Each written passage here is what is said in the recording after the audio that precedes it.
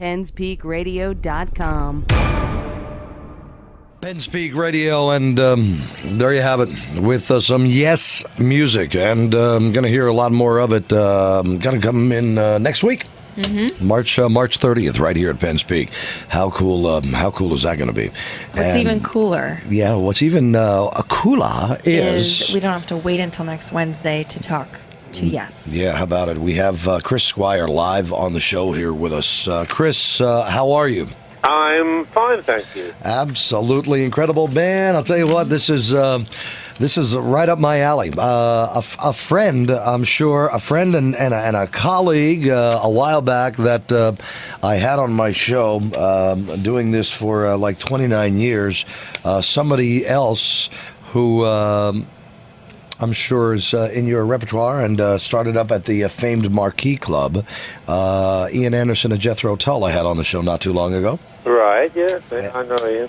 And now you're joining the ranks. Yeah, my goodness, this is absolutely incredible. Chris Squire of Yes, ladies and gentlemen. And Chris, welcome to the show. And I guess starting right out, Leah, you and I have been talking too. That's where it all started, I guess, for Yes over or is that where the big break was? Let's start right there at the beginning for a couple of minutes. Yeah, Yes did start at rehearsing and our first shows in the London area, and we were fortunate enough to play at the Marquee Club. Actually, my previous band, The Sin, had also had a residency at the Marquee Club, so that was I was familiar with the people there who ran the bookings, and so so when Yes got up to speed there with its creativity, we got given a break, and so a lot of our early shows were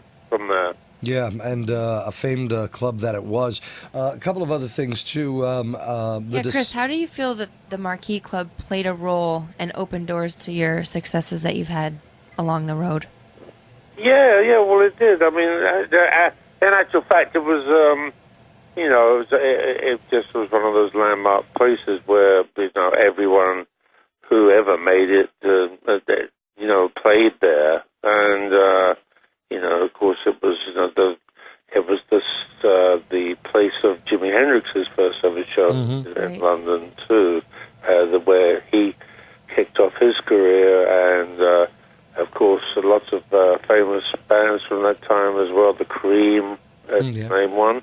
Everyone used to play there, so I guess that it was the benchmark that if you were good enough to play there, then they book you at the other clubs around England as well. Right. Amazing. Do you feel that's where you adopted a lot of your followers and these math magicians that ended up coming along the way with you? Wasn't the Disciples at one time called math magicians?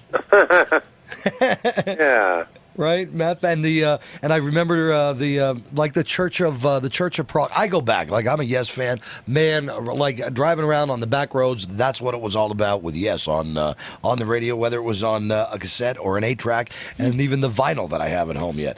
But Church of Prague, where'd that all come from? The Church of what? Church of Prague? Oh, I don't know. I've never heard of that. Really? I saw that in an article. Once. The Church of Prague and the disciples were called math magicians. See, there's something that... Well, you have a following out there, and we're enlightening you to this. That sounds groovy. Yeah. Right?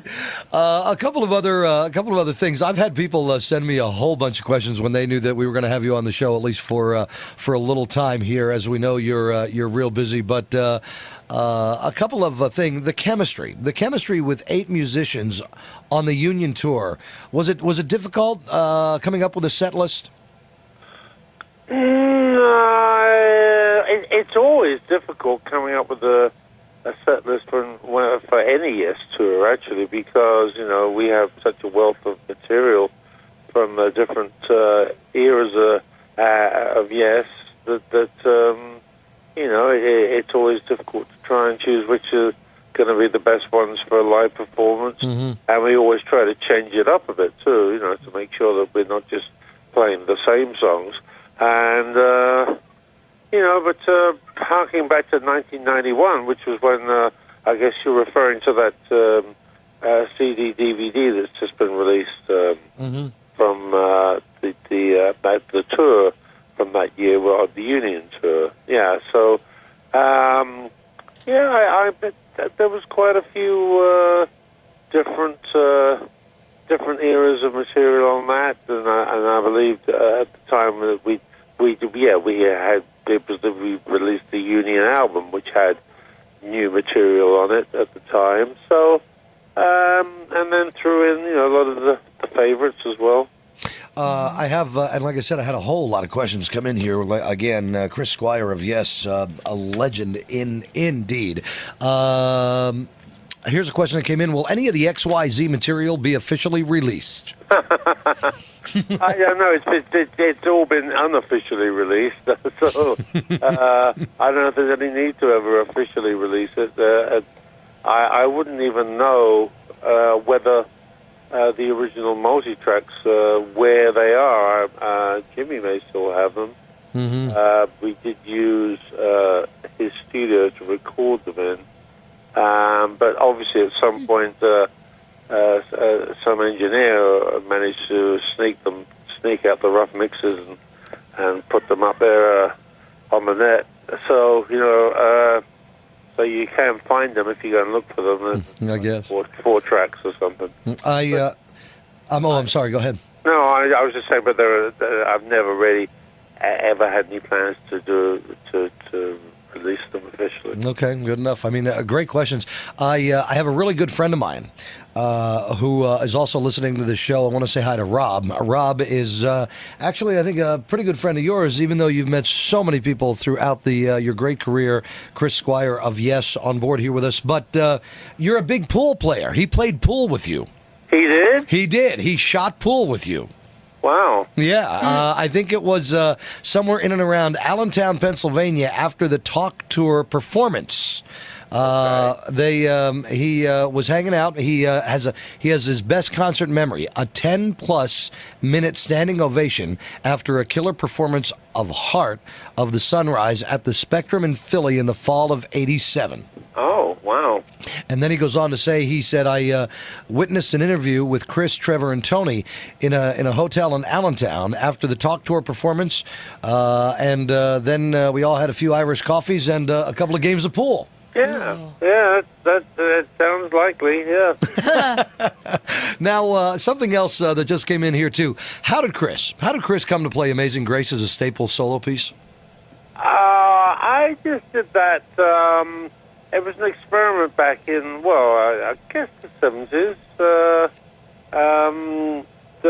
Because apart from playing the bass guitar on stage, I also play these other bass pedal tones with my feet, and so it was an experiment in harmony, really, to see if I could come up with something that people would get what I was doing with the two instruments at the same time, and so I just really chose that song because it's such a well-known song to people. Sure. Just demonstrate the use of the bass pedals and the bass guitar, really. Yeah, it's, I mean, what you come up with, and I've seen some shows in Philly as well at the Spectrum, going back into the 80s. Absolutely. It's just amazing. And we, just before this, we had a great guy on board here with us as well, who's actually listening to this interview right now in Jacksonville, Florida. I have to say hi to Bobby Ingram of Molly Hatchet. He's listening to us, and he had something that we wanted to pass along to Chris, right? Yeah, he said he wants to meet Steve Howe.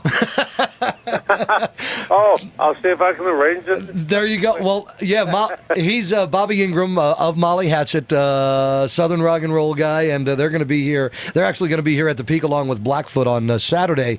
When I told him that we're going to be talking to you coming up, he goes, "Oh my gosh, you got to be kidding me!" He goes, "I have intercom systems throughout my entire house. I want to listen to this interview coming up." So, Chris, that's what he told us. He said, "Listen, if you can arrange something that Bobby and Steve could meet, that would be great."